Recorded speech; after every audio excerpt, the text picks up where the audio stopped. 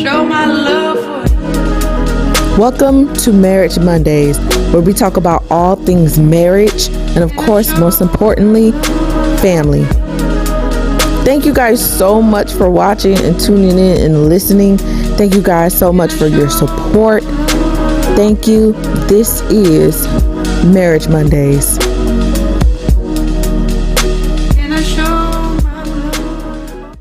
Hi guys. Welcome back to Marriage Mondays on the Little Show Podcast.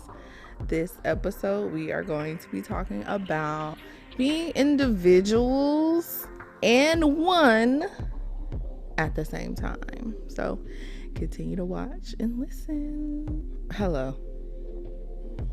What up, though?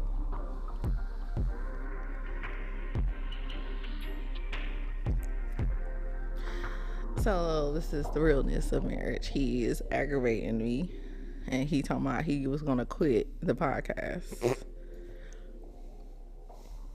And look at the mic. Look at the mic.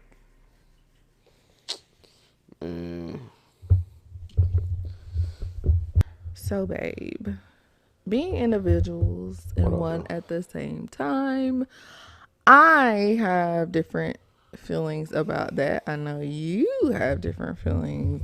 I can't talk while you changing the mic. Sure you can. No, because it's gonna reverb. That's part of a podcast. It's supposed to. Not the. Exactly. Sometimes you got to have the element of a podcast. They gonna take me out my element. No, take me out my element. Doom, doom. I feel like we need to be together forever at all times, every waking day of the moment. That's how I feel. Call me young, dumb, stupid, whatever you want to say. I feel like a long time, no. You don't need that. Nope. What we need a long time for? You need a long time to be alone. Why are you married? I need my space. I need my alone time. Hire a lawyer. Get a divorce. Oh. But your feelings are different about it. So what are your feelings about it?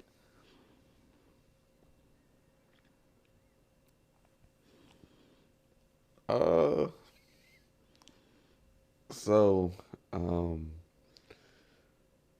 it's kind of a loaded question. Because, okay, so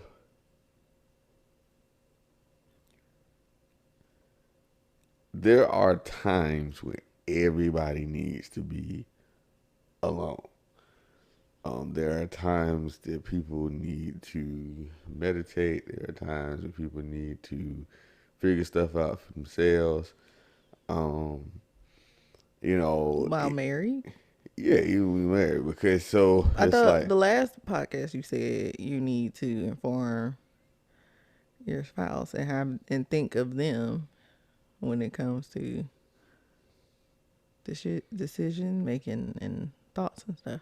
yeah, and that's what I'm saying. Now, I would say don't just go nowhere or don't just disappear and don't tell nobody. So you should be able to tell your spouse, hey, I need to be alone for a couple hours or whatever.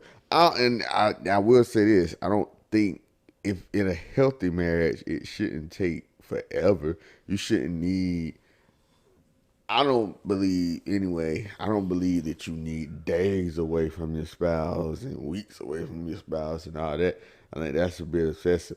I think at the most it should be maybe a few hours, and not when you at work or not when just you and your own thoughts and just kind of trying to, especially if you're trying to figure something out or something like that.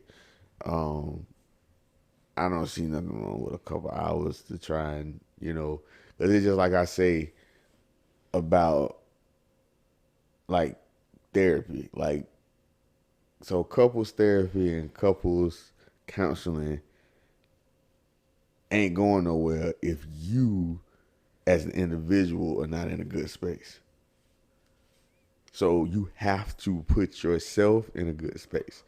And if the way to do that is to get you alone time, is to figure some stuff out for yourself, then you're not gonna be good to nobody in a couple. You're not gonna be good to your family. You're not gonna be a good parent. You got to figure out. You got to help yourself first. Well, that's why some people say you need to get that help before you even get into a marriage. Yeah, but sometimes you don't realize you need help until situations happen. I mean, I deal with that in therapy all the time. Sometimes you don't know that this is an issue until something arises. Something may trigger it. Something may happen, and then now you like, hey, I didn't know that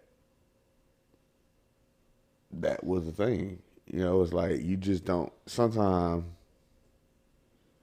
because we as humans, we kind of got a little, and especially men, we got a little bit of a, I guess you call it complex with, what's the word? I guess accepting things or recognizing things, especially when it comes to emotions and even mental. So I think just sometimes, like it's just like kind of like we talk about communication.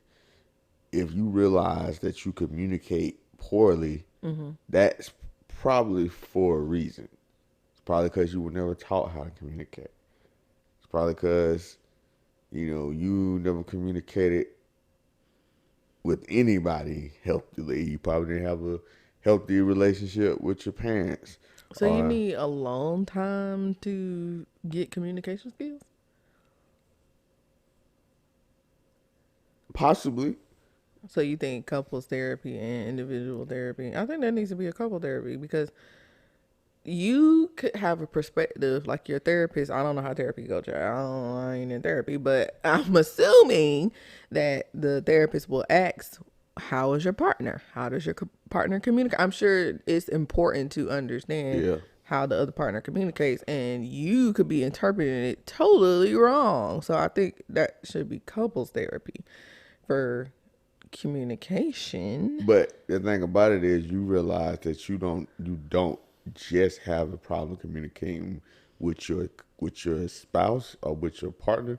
You have a problem communicating, period. And most people who have a problem communicating with their spouse has a communication problem in general. So that's something that I you don't have think to fix. so. Or I see here a lot of times people be like, yeah, I could talk easily to this person, but when it comes to this one person, I just cannot seem to like it's all. I hear that a lot. because the relationships are different. So technically you're Yeah. not. So it's just like, if that's how I communicate, as if I'm superior to everybody, then that's going to work at work, but it's not going to work away from work. So if the way I communicate is from a standpoint of superiority, I can't communicate with you that way. I can't communicate with my parents that way. I can't communicate with my brother. I may communicate to our child that way, but even that might not be necessarily the healthiest thing in all situations. But I think when people get things misconstrued, that is because it works predominantly or majority, like it works most of the time, they feel like, well, I got healthy communication skills at work. I got healthy communication skills with my friends or whatever. Because maybe your friends is cool with you talking to them like you were superior over there. Maybe you are. Maybe you're just a better person than them. Maybe you got more money. Maybe you smarter. Maybe you funnier. Maybe you look better. I don't know. So they all feel like you just a better person than them. So you get to talk to them in a different kind of way, but you can't take that back home to your wife or your kids or whatever, because that's just not. So your friends and your coworkers may be fine with you talking that way, but you got to figure out that you have a problem communicating with people. You just want to communicate with everybody the same way because most of the people in your life fit into this box. Okay, so question that it's been a topic with marriages is being married but living in separate houses. What say you? I mean, you saying that this is supposed to be a healthy marriage? No, what do you feel about? Within a healthy, is this supposed to be a healthy marriage? Oh, yeah. It's a regular, yeah. Oh, nah, yeah, that's stupid. I mean, I think, I don't, yeah, I don't, yeah. Yeah, I didn't say separated. Yeah. I thought you were saying like, Married, but you ain't heard that? You haven't heard that? I mean, I kind of heard of it, but not, You say it's stupid. yeah, I don't, I mean, what's the point? Some people say it's their marriage lasts longer, it's healthier, it kind of keeps the fire, it kind of feels like you're dating still. I mean, I'll tell you, each his own, bro. Like, I don't, be honest, I try not to judge people when they say that this is what works for their marriage. I mean, it is what it is. Do you? My opinion, no. I mean, I feel like you supposed to be with your family. You're supposed to be with, your spouse, your significant other. You're supposed to live in the same place that they do. Yeah, I mean, that's just me. That's how I was raised. That's how I know things to be. That's the value that I got. Yeah, obviously to each his own. I feel like in some cases, honestly, I do feel like it actually could work. And in other cases, I feel like it would probably be detrimental. I'm wondering, I'm sure that's probably better for I don't know if it is if that's better for older couples or if it's better for younger couples. Who do you think that would work best for? Like older? I mean, probably, I would say probably older people. I mean, because I think just after a while, after a time, you just kind of,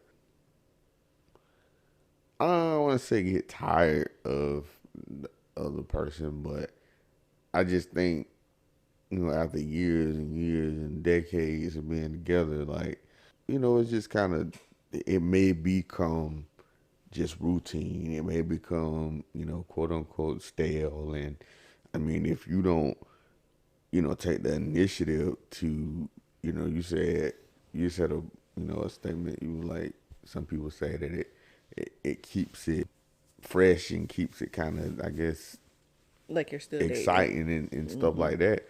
But I mean, you can do that in general, even if y'all in the same house, but you just got to put in the effort. But that goes back to, people not wanting to put in work of marriage. So that's just kind of that.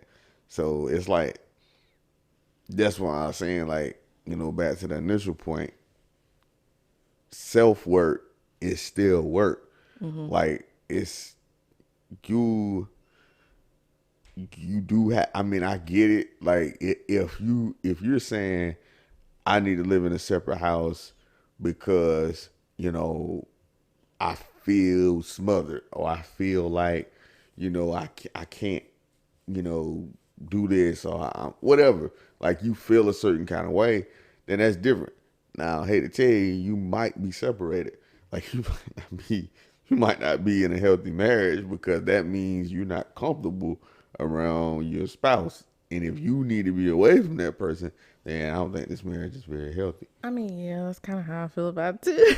Gotta feel like, yeah, y'all are separated. But I mean, for us, it's like, no, no, we're not living separately. We're gonna continue to live in the same house and things like that. Like, I know certain marriages, they have separate bank accounts and all of that. I personally don't agree with that either because, once again, you're becoming one, and then prenups as well.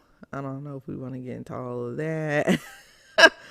But yeah, I just think it's like, oh, it's smart. It's protecting your asset. No, you're kind of already planning for this to fail, in my opinion. And because that's my thing. Like, if someone was to come to me and we're dating and propose and then they give a prenup, then it's like, oh, then we don't need to get married. Let's just continue to date. Because you don't trust me. You don't trust this marriage that we're finna go into. You don't even trust my character. You know, and I know a lot of people don't want to leave with what they came with, but at the end of the day, like, if I have your kids, if we don't been together for a decade, like, yeah, clearly you need to pay child support. You need to, alimony, spousal support, but child support definitely, yeah. Like, so it's like that's already automatic. It's automatic. So I don't know if you really want to get into prenups is separate bank accounts, child. I mean, It just doesn't work for us. Like, I don't really want to come on here bashing other people. yeah, I think marriage. it's, to be honest, I think it is situational. Yeah. Because, so one, and I just kind of touch on that real quick as far as prenups go. And say if a person does have a little bit money or whatever assets, and they have kids coming into the marriage, that's a big variable. So I know I would imagine last thing that somebody would want is for a woman to come in, or man, or whoever come in, and y'all married for a few years, whatever, 5-6 years, whatever, and whatever happens, because people change, things change. Unfortunately, people will change up on you, and something happens, and you change up, and now they taking, half of what you got. And the way you may feel is that's not just taken away from me, but it's taken away from my kids as well. And you might not care about that because, number one, you and your feelings at that time, because things didn't change. Wait, the judge would give someone half if the other person have kids and the other person don't have kids? Yeah, it's still, I mean, it's still, because that's the thing. And that's what I'm saying, because the thing is, you were trying to... But can the judge put child support on that person? If they could take half from me, can I put them on child support? But they don't. That's not their kids. I know, but I'm just saying. Why? No. Why would they have to pay child support for kids that ain't theirs? So if Russell Wilson is here and get a divorce, he won't have to pay child support for future Junior? Not unless he's adopted them. No. Oh, so you have to adopt them. Yeah, you have to be legally that child's guardian, no matter what you. So if you adopt them, then the courts. Yeah. Now if they're adopted, or you took legal guardianship of them in some form or fashion, and that's different. But if you don't legally have a claim to that child, then you can't be put on child support. I can't believe the judge will let you get half. But that's the thing. So, and I got kids in certain states, and they don't. In certain states, spousal support and spousal rights are different. So if I come into it and we don't ever have kids, so we hit together for 7-8 years or whatever, 10 years, whatever, and we never have kids, but I was taking care of you as my spouse, and then, like I said, we break up after 10 years or whatever, get a divorce, and you want spousal support, or you want half of what we got in this marriage. Now I'm left with half, and I still got to make sure my kids got something. The kids that I had before I even came in this relationship with you, and that some people may seem to think that's not fair. And I mean, It's kids, and that's what I'm saying. Like, I don't even really think America clearly we don't care about our kids. Clearly, well, I mean that's the thing, but also but like I like said, it should be a that clean break. spouse. You can go and move on. Like, and for someone to even take money or even willing to accept that, and there's multiple kids, like if it's one kid, kids in double digits, and that's not even really different, because that's when all the money really start. You got sports and Well, yeah, friends and because dating, but the thing still, is that spouse with the less money or whatever, they're just thinking about them. And it is selfish. Don't get me wrong, but to their defense, for 10 years, you have been their income, their way of living, basically. So to that point, so that's why people have prenups. that's what we got. The laws Some are people, not all, stupid. but not all, but some. That so when you said protect my assets, that's protecting my assets. That's me making sure I'm gonna come in with this prenup, and a prenup don't necessarily that's another thing. People gotta understand. Prenup don't mean if I get you to sign this that you don't get nothing. A prenup could say, okay, you can't get 50, you can get up to 25, you can get up to 20. And if there's no prenup, then you can get 50. You can get 50. You can get up to 50 because that's legally that's what a marriage is. A split 50-50 if you decide to go separate ways because y'all are one. And if we splitting, then I gotta split that in half. Okay. So that's legally how. Okay, that makes sense. In most, again, and it's statutes by state to state. So you will have, some people in some states be like, I got screwed. Some people like, nah, the judge was cool to me, because that's just state by state, and judges are So the different. spouse that gets 50, do they get some type of custody of the kids? Like, does the judge say you have to be with these kids 50% of the time? Person let's just say the woman, because that's what's mostly, she doesn't have any kids. Her kids are not those kids. You had a separate marriage. You are a separate relationship. You came in with kids. I'm a man. I came in with kids. Yeah, she should leave with what she came in with. But for 10 years, though, you've been taking care of this woman. For 10 years, she hasn't had to work. She hasn't had to go to school. She hasn't had to do anything. She's been taken care of by you. So spousal support would be 50%. The justice system would program her 50%. Well, she can be granted 50% of the assets and or still receive. How old are the support. kids? Well, that's what I'm saying. It depends. Oh, you said 10 years, so yeah, they could be 13 and 15, 16 and 12. Or they could be 20 and women take 22. that. Take that. The thing is, you're taking half of what our combined asset is. I understand that. I'm saying women take that. They do that to men. Why not? It's the law. Because of the kids. Oh, okay. So you want her to care about those kids? 50, like. I mean, that's what I'm saying. That's legally her right. But that's why people have prenup. And like I said, especially if she leaves hurt, if she leaves angry, if you as a man cheated on her, now she's hurt. So now she wants to hurt you. She's not thinking about the kids.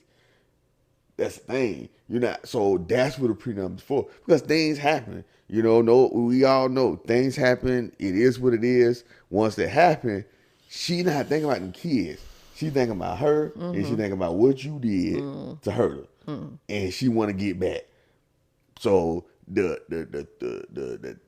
$3 million that's in the bank account, the 8 cars, and the 4 houses that we got, you just cut all that in half. Half of that is hers. and she may or may not still be able to receive spousal support for an extended amount of time, for whatever, depending on the law.